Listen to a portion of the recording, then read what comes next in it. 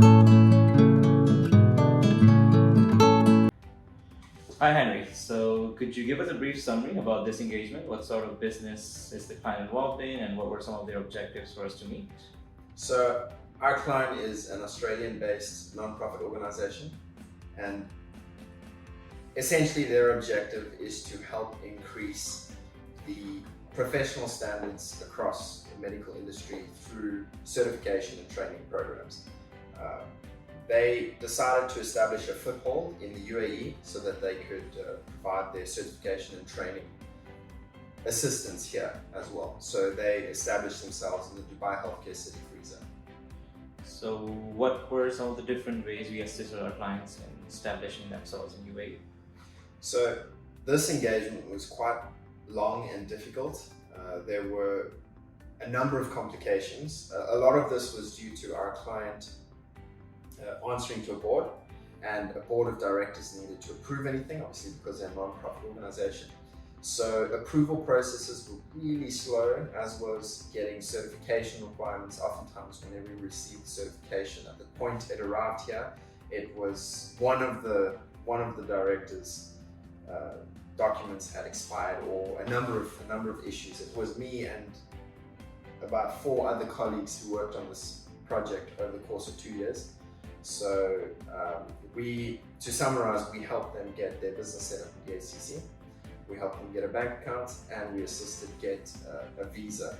And it sounds really simple, but it was a lot more complicated. And we also helped them get a letter of no objection from the Dubai government that they could operate on the mainland from within the free zone.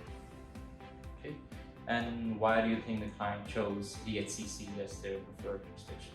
Well, DHCC is obviously a free zone that's connected to the medical industry, and they are a medical professional. In addition to that, well, they operate within the medical professional field. And in addition to that, we were able to secure them a no objection certificate from this free zone for them to operate with the mainland, which is not something that's readily available for the other free zones in Dubai. Right. So what were the main challenges when it comes to registering in DHCC? So the challenges that we faced were, like I mentioned earlier, a lot of it had to do kind of with the certification program, the fact that we're trying to receive a lot of documents from the board. Working through DHCC, they've got a portal that does streamline things for us.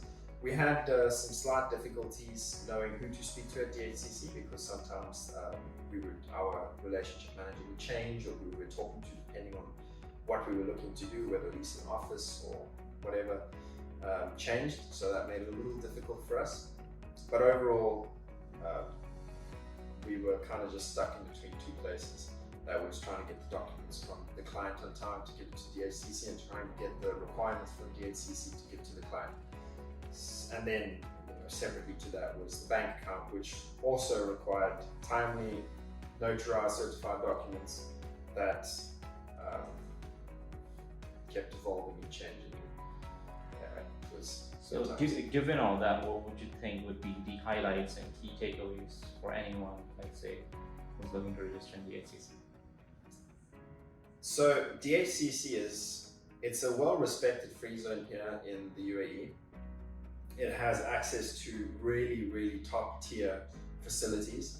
So anyone who is operating within the medical field and they're looking to establish themselves here, it's almost a no-brainer. I think even medical tourism would be something that is operated out of Dubai Healthcare City.